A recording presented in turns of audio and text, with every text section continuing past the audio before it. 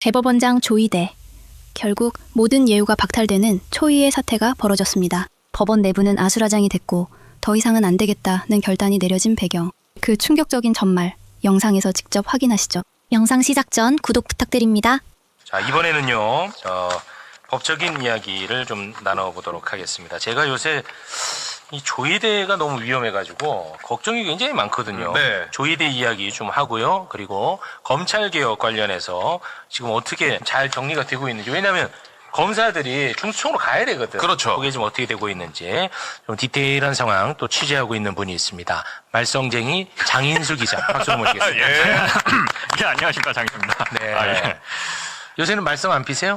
예, 요새 자중하고 있습니다. 네. 자주 안 하시던데. 뭘 자중해. 어저께부터 자중하고 있습니다. 아니, 전당대회 관련해가지고 대한민국 언론에 대해서 가장 열심히 언론 비평을 하고 계시던데. 앞에 여기 우리 민동기 기자님도 하시고 네. 좀 이상하잖아요. 민동기, 그다음에 장인수 거의 유일하게 두 분이 지금 미디어 비평을 열심히 하고 있어요. 처음 보는 초유의 상황이죠. 네. 진보 보수가 다 민주당 정당대와 관련해서 한쪽 편을 들고 국민의힘 일부까지 와갖고 한쪽 편, 일방적으로 특정 후보를 편드는 이런 건 좀 처음 봐요, 진짜. 내가 웬만한 말을 아끼고 싶은데 이거는 언론 이야기니까 네. 그런 문제의식이 있잖아요. 저도 있고 거의 대부분의 언론이 한 9대1로 특정 후보를 밀어요. 성향과 관련 없이. 이런 이제 비판의 목소리가 나오니까 이거를 또 어떻게 얘기를 하냐 이렇게 얘기를 해. 어떻게요? 아니 그만큼 뻔한 답이다. 그 후보가 왜 지지를 못 받는지를 자기 반성을 해야 된다라고 얘기를 해. 근데 그 말은 안 맞잖아. 지금 최소한 나온 득표율은 거의 반반이잖아. 그렇죠. 안 맞는 거잖아. 내가 이 얘기를 한 거잖아. 근데 그럼 자기를 돌아보래. 언론 비판할 생각하지 말고. 그게 맞으려면 지금까지 나온 결과도 9대1이면 말이 어느 정도 맞지. 나는 그래도 그건 옳지 않다고 보는 입장이에요. 예를 들어 지금 득표가 언론 지형하고 똑같이 9대1로 나왔다고 치더라도 언론은 그렇게 하면 안 된다는 입장이거든요. 나는 그렇게 생각하는데 100번 양보해서 9대1, 9대1이 같더라면 그 말이 맞지. 근데 그게 아니잖아. 반반이잖아 지금. 그러니까 좀 더 구체적으로 얘기를 하면은 흔히 말해서 레거시 미디어들의 그 종이 지면이나 인터넷상이라든가 이런 데서 보도하는 거는 그나마 좀 나아요. 그런데 유튜브 채널. 레거시 미디어가 운영하는 유튜브 채널 있지 않습니까? 네. 그건 정말로 원사이드로 갑니다. 대단하더라. 그 당 해당 후보의 캠프도 그렇게는 못할 정도라고 저는 느낄 정도입니다. 네. 또 이런 얘기를 하면 그래 또 누구 지지하는구나 이렇게 하시는데 그거 아닌 거 아시잖아 여러분. 아니 벌써 해당 후보라 그러고 누구라 그러고 이름을 못 밝히는 것 이 자체가 북한이죠. 지금 이게 지금 현실이 네, 북한이죠. 뭡니까? 이거 뭐 볼드모트입니까? 네, 맞아요. 여당 대표에 나온 사람들이 맞는 지적이에요. 저에 대한 지적인데 그건 맞는 그러니까 지적이에요. 이게 현실이 참 알겠습니다. 또 시작이냐 이러네 또. 이게 이제 마지막으로 한 말씀만 드리면 이 기성매체가 사람만 나오면 왜 저한테 여기서 사고 친 것도 아닌데 기성매체가 유튜브 채널을 비판할 때 늘 하는 게 정파적이다. 네. 중립을 지키지 않는다. 그리고 음모론을 자꾸 퍼뜨린다. 팩트로 네. 확인하지도 않은 음모론을 퍼뜨린다. 근데 그 기성매체들이 만든 유튜브 채널이 더합니다. 더해. 맞아요. 자, 매불쇼, 김어준 이런 데는 거의 무슨 지상파, 공영방송 수준이에요. 공영방송도 네, 이렇게 거의. 하는데 없어요. 그러니까요. 공영방송에서 만든 사실은 유튜브 채널도 제가 봤을 때는 상당 부분 좀 네. 편향성을 띠지 않나. 그거 굉장히 심각하다고 봅니다 저는. 민주당 의원들도 전당대회 관련해서 이렇게 얘기 안 하는 것도 처음이에요. 난 그것도 정말 신기해. 네, 알겠습니다. 그 얘기하려고 모신 건 아니니까요. 조이대 얘기만 좀 간단하게 좀 하고 가도록 하겠습니다. 조이대는 지금 대법관 제청을 하고 있지 않아요. 이 자체가 이제 위헌적이다. 뭐 이런 이야기를 어제 변호사님과 함께 이야기를 나눴었죠. 반년 넘게 예. 그리고 조이대가 김건희, 한덕수, 이상민 재판을 가져가 버렸어요. 전원합의체로. 예, 언제 이게 결론 날지도 몰라요. 조이대는 이재명을 제거하고 한덕수를 대통령으로 만드는데 일조한 것 아니냐. 우리는 이런 의심을 줄곧 해왔었습니다. 네. 그래서 여기서 다시 한덕수의 만행을 잠깐 좀 살펴볼까 합니다. 윤석열 탄핵 심리를 앞두고 한덕수 대통령 권한대행은 헌법재판관을 임명을 하지 않았었거든요. 그거 다시 한번 좀 보고 가야 됩니다. 네. 2024년 12월 26일에 한덕수 당시 권한대행이 헌법재판관 3명의 임명을 보류한다라고 지금 선언을 하죠. 그리고 12월 27일에 한덕수 탄핵 소추일이 이제 가결이 직무정지가 됩니다. 그런데 12월 31일에 최상목 권한대행도 헌법재판관 2명만 임명을 합니다. 마은혁 당시 후보는 안 했어. 임명을 하지 않았습니다. 예. 그리고 또 뒤에 보시면은 2025년 3월 24일에 한덕수가 또 직무복귀를 하거든요. 그리고 지금 4월 4일에 윤석열이 헌재 파면이 되고 네. 그리고 한덕수 권한대행이 또 헌법재판관을 4월 8일에 지명을 하는데 문제 이완규 와. 법제처장 전 함상훈 이런 분들에 대해서 이제 그렇습니다. 지명을 하는 거죠. 그래서 지금 한덕수가 헌법재판관 미임명 이 건으로 기소가 돼가지고 재판을 받고 있어요. 이거 아무도 몰라. 아무도 안 다뤄. 다행히 이진관 판사한테 재판을 받고 있어요. 아, 그나마 다행이네 진짜. 그래서 헌법재판관을 너 당시에 왜 임명하지 않았냐고 물어봐. 그러니까 한덕수가 뭐라고 얘기를 하냐면 바빠서. 자, 진짜. 와, 아직도 정신 못 차렸어. 이 교도소, 이 수감하는 게 교화의 작용은 못하는 것 같아. 아직도 그러고 있더라고. 영상으로 준비했는데 함께 보시죠. 피고인은 2025년 3월 24일경 직무에 복귀했음에도 선출된 지 약 2달이 경과한 마은혁을 재판관으로 임명하지 않았는데 이유가 무엇입니까? 제가 복귀는 했습니다만 당시에 정말 대한민국은 위기 상황에 있었다. 경북 산불은 역사상 가장 큰 산불로 나왔고요. 한편 또 트럼프는 관세, 이러한 국가의 재난 상태, 경제 위기 이런 것들을 우선적으로 3월 24일 날 복귀해서 해야 되는 윤석열에 대한 탄핵 심판과 관련하여 헌법재판소가 11회에 걸친 변론 기일을 끝으로 변론을 종결하고 평의에 들어갔고 선고 기일은 아직 지정되지 아니한 상황으로서 당시는 국가의 수반이 직무에 복귀하거나 파면이 될 경우 새로운 대통령을 선출해야 하는 상황이었는데 이러한 사안이 후순위로 밀릴 수 있는 겁니까? 전체적인 국가의 우선순위에 있어서는 산불, 경제 위기 이런 문제도 굉장히 컸다. 전자결제로 인사 재간에 딸깍 결제만 하시면 되는데 이게 업무가 바빠서 못하셨다 할 수 있습니까? 왜냐하면 헌법재판소가 2번이나 결정을 해서 임명 안 할 수 없는 상황이었어요. 이거 그냥 전자재간 결제만 하시면 되는데 바빠서 못했다는 게 이해가 안 돼서 그렇습니다. 전체적인 우선순위에 있어서 그런 결정을 할 수밖에 없었다 하는 말씀을 드리겠습니다. 와, 이 보는데 너무 스트레스 받아가지고. 진짜 아니 저 말만 한 게 아니라 꼭 덧붙이던데 제가 마은혁 재판관을 임명하지 않겠다는 생각은 한 번도 해본 적이 없습니다. 그럼 하면 되잖아. 그러니까 그 말을 계속해. 저 진짜 나쁜 사람이야. 아, 너무 스트레스 받았어, 나 아니 진짜. 뭐 수화기 들고 자기가 불 끌어 다닌 것도 아니고. 그러니까 딸깍 한 방이면 되거든. 와, 자, 그리고 아무리 봐도 저는 한덕수는 이재명 후보가 날아갈 것을 알고 대선에 출마한 것으로 저는 의심하고 있거든요. 거기에 조이대가 협조한 걸로 저는 의심하고 있습니다. 그때 우리 엄청 강력하게 엄청 의심했잖아요. 의심했었어. 예. 그래서 뭐 굳이 설명할 필요 없고 그냥 시간의 순서만 딱 나열해 놓은 겁니다. 이것만 봐도 의심 안 할 수가 없어요. 자, 2025년 3월 26일 이재명 공직선거법 위반 사건 항소심 무죄가 선고가 되는데요. 검찰이 3월 27일에 상고를 하거든요. 3월 28일에 대법원에 사건이 접수가 됩니다. 이제 4월 22일 오전에 소부인 2부에 배당이 되고 그날 오후 조희대 대법원장이 전원합의체에 갑자기 회부를 합니다. 그러더니 4월 22일 합의기일을 진행을 하고 4월 24일 두 번째 합의기일을 진행을 하는데 이때 대법관 표결이 이루어지고요. 문제는 5월 1일입니다. 5월 1일에 3시에 여기서 매불쇼에서 라이브로 봤죠? 네. 파기환송 결정이 내려지는데 이재명 후보는 이제 날아간다고 본 거지. 그렇습니다. 근데 바로 1시간 뒤 오후 4시에 한덕수 총리가 사퇴를 하면서 와. 갑자기 지금 그렇죠. 뭐 대선이라든가 이런 네. 것도 그리고 실제로 나왔고. 실제로 나왔습니다. 그리고 예. 후보 바꿔치기까지도 맞아요. 그렇죠. 시도를 했고 누가 봐도 의심스럽잖아. 그럼요. 야, 근데 이 부분에 대해서 이진관 판사가 대한민국 역사상 최초로 물어봅니다. 요 부분에 대해서 나는 이거 조금 의심스러운데 하면서 물어봐요. 예. 자, 그 장면 함께 보겠습니다. 마은혁 재판관 관련해서 그 윤석열 탄핵 결정 전까지는 임명하지 말라 이렇게 말한 사람이 있었습니까? 없었습니다. 정치 상황에 비춰보면은 뭐 피고인의 생각과는 무관하게 여러 정치 입장을 가진 사람들이 있고 그런 자기 정치 입장을 설명하면서 피고인한테 말을 했을 법도 한데 그렇게 말한 사람이 없었나요? 그런 얘기를 별로 한 기회나 기억이나 이런 것들은 없습니다. 그리고 그런 부분에 대해서는 비교적 좀 단절된 상태로 많이 있지 않았나 그렇게 생각을 합니다.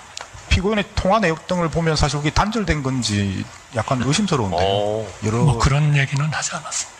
뒤에 여러 가지 경위들을 보면 피고인은 그 대선 출마를 염두에 두고 있었고 그 전에 뭔가 상황을 고려했을 때 피고인이 먼저 지명을 하고 해두는 게 오히려 피고인에게 여러 가지 유리할 수도 있다는 생각 하에서 급하게 이렇게 지명하게 된 건 아닙니까? 그런 건 전혀 없었습니다. 아, 처음으로 물어보더라고. 나는 그래서 지금 조이대가 걱정된다는 겁니다. 조이대가. 예. 요거 이렇게 잠깐 좀 한번 짚어봤고요. 지금부터는 이제 검찰개혁 이야기로 넘어가도록 하겠습니다. 10월 2일 공소청, 중수청 이제 출범을 해야 되거든요. 네. 그러면 이제 중수청을 꾸려야 되거든요. 중수청은 이제 총 정원인 2,800여 명이에요. 거기 한 90%가 수사관으로 가야 돼. 그러니까 이제 검찰청에 있는 수사관들 그리고 검사들이 그쪽으로 가야 됩니다. 네. 그런데 지금 검사들이 관심을 안 갖고 있어. 나 이게 좀 걱정이 되는데 관련한 이야기 좀 부탁드릴게요. 일단 안 갑니다. 예, 검사들은. 안 가? 예. 중수청으로? 갈 생각이 없죠. 검사들이 이게 딱 어디 나와 있는 건 아닌데 여러 가지를 봤을 때 본인들을 공무원 직급에서 한 상급 정도 평검사가 신임 검사를 상급 정도 대우를 받는다라고 여비 규정 직급이나 일부 보면 그런 게 이제 상급에 맞춰서 되는 게 있대요. 근데 이제 검사는 원래는 이제 그런 급은 없죠. 예, 그건 없죠. 그냥 평검사 그다음에 이제 그 검찰총장이 있는 건데. 난 그것도 약간 웃겨. 근데 또 중간에 이제 검사장이라고 그래갖고 또 웃기다고 뭐, 예. 지들은 뭔데 달리해 그거를. 근데 아무튼 이제 보통 그래서 어떤 일도 있냐면 검사들이 파견을 가잖아요. 그럼 네. 평검사인데 네. 자기는 상급이라 이거야. 아. 근데 자기는 직원이야. 근데 과장이면 뭐 상급, 4급 이렇게 되거든요. 나보다 밑이라고 생각하는 거예요. 검사가. 4급이면 그렇죠. 네, 과장이 한 4급 정도면 이제 과장, 정부 부처에 뭐 법무부 과장을 한다든지 어느 할 수 있는데 검사가 그 밑에서 일을 하는데 이제 자기는 상급이니까. 조금만 말씀을 보탤게요. 네, 네. 그게 문재인 정부 때 사실은 그런 문제 때문에 열받아. 소위 검사장이라는 그 호칭 이제 쓰지 마라 그러고 차도 다 뺏고 뭐 이렇게 했는데 장 기자님 말씀에 이제 뭐 무슨 일이 있었냐면 중앙부처마다 다 과장이 있고 국장이 있고 실장이 있고 차관이 있고 이렇게 있잖아요. 네. 그러면 총리실에서 예를 들어서 국장 회의를 합니다. 네. 부처에 관련된 업무와 함께 협의해야 될 때. 그럼 다 부처마다 다 국장이 갈 거 아니에요. 법무부는 과장이 가. 아이씨. 왜냐하면 지들끼리 부장검사가 과장인데 1급이라는 거야. 그럼 심지어 가가지고요. 제일 상석에 앉아.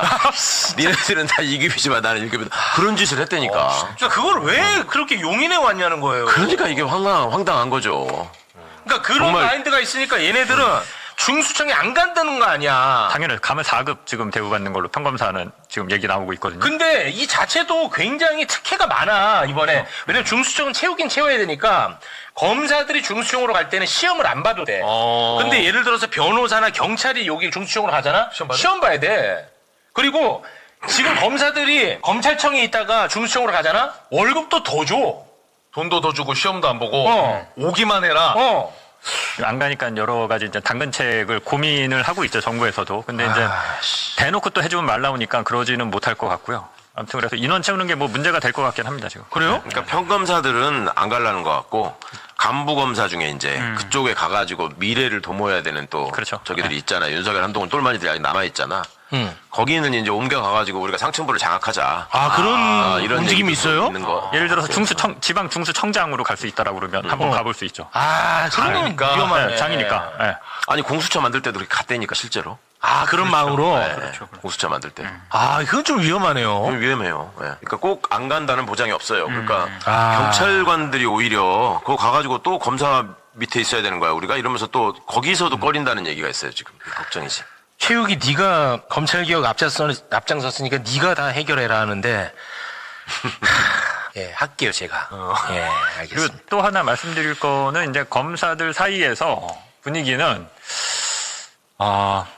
지금 수사권을 뺏겼잖아요. 네. 근데 이제 곧 되찾아올 수 있다. 그런 생각 네. 갖고 있지. 곧 되찾아올 수 그거를 아예 그냥 싹을 잘라줘야 돼. 그들을 위해서라도. 이게 이제 말씀하신 대로 최강욱 전 의원님 말씀하신 대로 상층부랑 이게 좀 밑에 검사들이 좀 다른 것 같은데 상층부는 이제 정치적인 고려들을 하죠. 자기네들이 검찰의 어떤 책임지는 자리에 있을 때 검찰 개혁이 됐다. 검찰 개혁을 막지 못했다라는 어떤 검찰 조직 안에서 보면 죄의식이 있구나. 뭐 그냥 만고의 대역죄인 같은 검찰 조직 안에서는 이걸 어떻게 할 것이냐. 그리고 좀 이 상황에서 내가 지금 사표 던지고 나가는 게 좋으냐 뭐 이런 좀 복잡할 텐데 네네. 검찰 조직에 당분간 더 있으려고 하는 그 검사들은 이 정부 곧 끝나. 그리고 원상복귀 돼. 라는 믿음이 강하게 있다라고 합니다. 아니 실제로 민주당 전당대회나 이런 거 보고 조롱하면서 아, 그거 봐라. 진짜 스스로 흔들리니까. 무너지는데요. 그 우리가 이제 요거 법 시행될 때 계속 사건 지연시키고 하면 흔들어 봐라 견딜 수 있는지 이런 얘기들을. 그리고 이게 제가 이제 준비한 얘기 좀 특사경 얘기로 검찰 개혁 한번 좀 풀어볼게요. 네, 특사경. 이게 이제 특사경 얘기만 하는 건 아니고 요걸 통해서 검찰 개혁을 이제 디테일한 부분에 싸움이 남아 있습니다. 왜 이 얘기를 하냐면 수사권을 뺏겼다라고 해서 이제 끝났다라는 게 아니에요. 예전에도 보면 시행령에서 등자 하나가 맞습니다. 붙으니까 원상복귀 되잖아요. 원상복귀 됐죠. 그 싸움이 이제부터 치열하게 벌어질 거예요. 아, 또. 그렇죠. 네. 아, 이제 제가 작년 10월부터 특사경 얘기를 계속 해왔는데 왜 특사경 얘기를 했느냐? 이재명 정부 들어서 이제 수사권이 뭔가 날아갈 것 같아, 없을 것 같아. 근데 이제 검찰이 블루오션 돌파구로 찾은 게 특사경이에요. 왜냐하면 특사경이 돈 되는 사건을 많이 합니다. 금융, 주가 조작, 금감원의 특사경이 있잖아요. 특허처, 이제 지식재산처죠. 기업 간의 특허 분쟁, 이런 것도 특사경이 합니다. 그 다음에 노동하면 안 와닿는데 그거 생각하시면 돼요.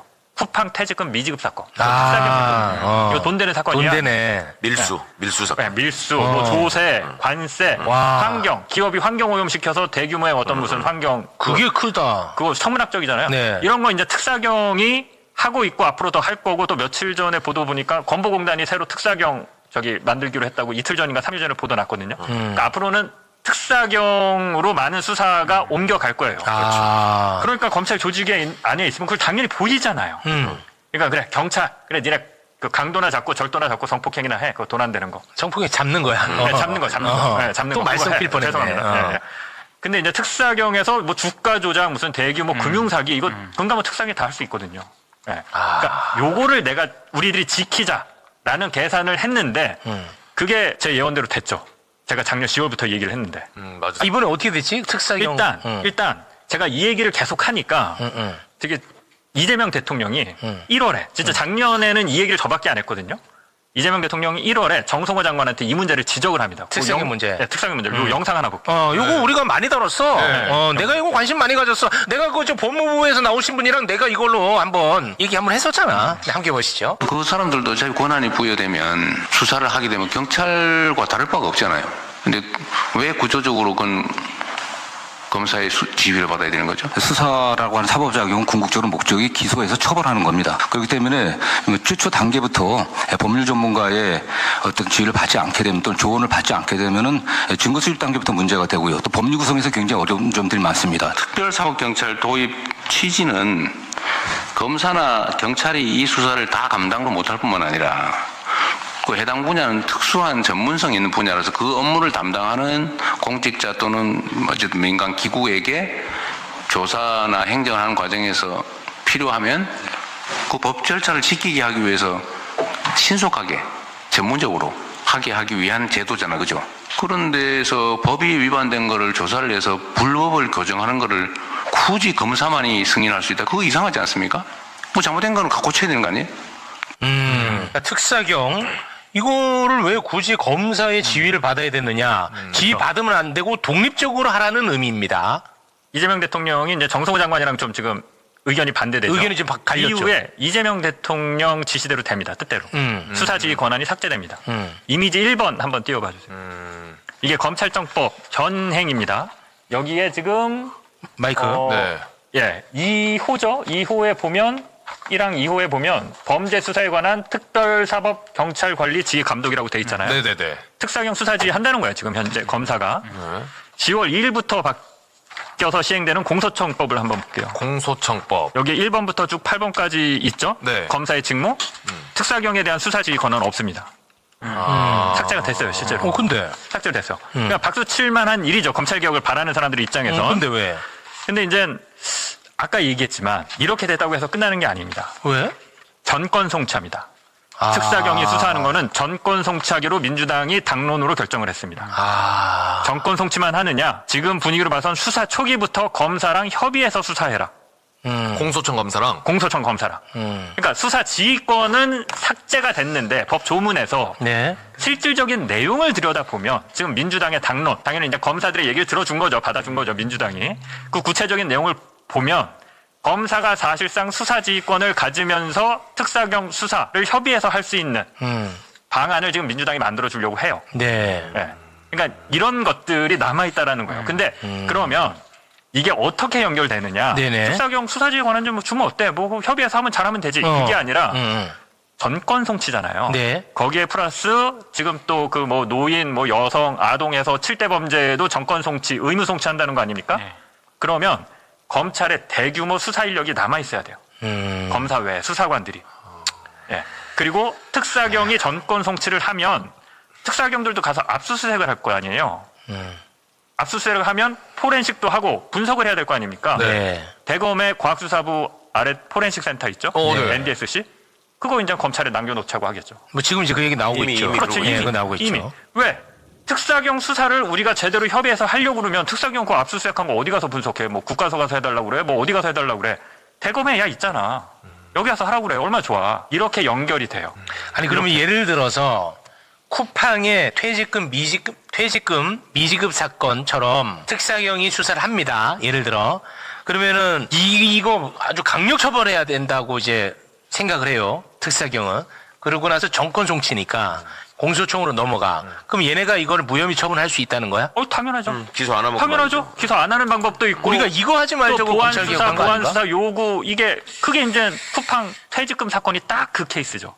우리가 열심히 했어. 근데 검찰- 검찰 조직은 야 그거 뭘 왜 기소해? 그거 무죄 줘야지. 김건희 사건도 마찬가지예요. 금감원에서 적발해가지고 통보한 건데 그렇죠. 그냥 넘어간 거죠. 경찰로 그러니까 이게- 갔다가 올라오는 걸. 이런 식으로 특사경이 정권 송치되고 협의해서 하라는 게 민주당 입장에서는 그냥 아유 검사들 많이 수사권도 뺏기고 하니까 이런 정도는 들어줘도 되겠지라는 게 아니라 검찰의 수사 인력, 수사 역량, 수사 조직 요걸로 연결이 돼서 요게 검찰 조직의 그러니까 이제 공소청이죠. 그대로 다 남게 되는 구실이 돼요. 이미지 하나만 더 볼게요. 이게 이제 포렌식 센터에서 어떤 일이 일어나냐면 이미지 3번 한번 보여주세요. 이게 이제 뉴스버스 네. 기사인데 디넷. 디넷. 이거 우리 이진동 기자가 윤석열이 그 부산 저축은행 그 대출 비리 그 부실 수사했다고 기사 썼다가 검찰에 수사받았거든요. 맞아. 그리고 검찰이 뉴스버스의 이진동 기자 핸드폰을 압수수색을 했어요. 그럼 압수수색 어떻게 하냐면 핸드폰에 있는 전체 정보를 다 뜹니다. 그래서 그걸 가져간 다음에 범죄랑 상관 있는 것들만 선별 작업을 거쳐요. 그럼 선별한 것만 남겨놓고 나머지는 삭제해야 되잖아요. 그렇습니다. 핸드폰 전체 정보를 대검이 갖고 있는 디넷이라는 서버에 저장시켜 놓고 있는 걸 이진동 기자한테 걸린 거예요. 봤어 그거를. 이진동 기자한테 걸렸어. 맞아. 직접 봐버린 거예요. 봐버렸어. 이거를 검사들이 이거를 계속 하고 싶겠어요? 안 하고 싶겠어요? 하고 싶겠지. 이 자체가 권한이고 이 자체가 권력이거든요. 네. 이게 있어야 사람들이 우리를 무서워하고 우리를 여전히 떠받들어주고 뭐 그렇겠죠. 그게 캐비넷이 그렇죠. 말이에요. 이게 또 범죄 정보랑 연결이 되는 거죠. 그래서 검찰이 범정 기능, 그러니까 수사정보 정책관실이라고 이름 바꿔놨는데 범정 기능도 갖겠다라고 할 겁니다. 그러니까 이런 것들이 다 남아 있어요. 그러니까 앞에서 원론으로 들어가면 앞에서 말씀드렸던 금방 돌아와 바뀌는 게 없어요. 이 시나리오대로 만약 간다라고 하면 포렌식 센터 있어, 뭐 압수수색 분석하는 거 기능 다 갖고 있어, 수사 인력 갖고 있어, 뭐 범죄 정보 정책관실 다 갖고 있어. 법 하나만 바꾸는 순간 다시 예전의 검찰로 돌아가는 거예요. 이제 이 싸움이 남아 있는데 네. 민주당은 여기서 그냥 거의 검찰 얘기를 들어주는 방향으로 가고 있어서 좀 답답하죠. 그렇습니다. 이거는 이제 더 이상 싸울 힘이 남아있지 않아요. 그렇습니다. 예, 맞습니다. 그건 아시잖아. 그건 맞아요. 저도 이 이거 문제에 하나 대해서 해야 돼. 굉장히 저는 법은 잘 몰라서 우려를 하고 있거든요. 근데 이 얘기는 하는 분위기가 아니야, 지금은. 네, 저도 답답해요. 이건 이게 안 돼. 중요한 문제예요. 중요한 문제다. 근데 중요한 문제. 그러니까 검찰 개혁이 어느 정도 실효성이 있으려면 네. 이런 디테일한 부분까지도 좀 완성이 돼야 되는데 네. 여기서는 상당 부분 좀 후퇴하거나 뭐 진다는 표현은 그렇지만 아무튼 그렇게 될 가능성이 있어서 네. 그 지적 하나 좀. 그래서 저는 예전부터 말씀을 드렸던 게 총리실에 TF가 만들어졌으면 거기서 법안을 새로 만들겠다는 연구를 할 게 아니라 법안이 수사권 폐지로 갔을 때 생길 수 있는 이런 여러 가지 문제들을 그거를 각 부처가 모여가지고 정리하는 일을 해야 된다. 그렇게 하는 줄 알았거든요. 네. 근데 그게 아니었어. 알겠습니다. 자, 지금 오래 기다리고 계시는 분이 계셔가지고 여기서 좀 인사를 나눠야 될 것 같습니다. 장유주 기자님은 조만간 또 다른 이슈로 한번 모시도록 하겠습니다. 대단히 고맙습니다. 예, 감사합니다. 고맙습니다.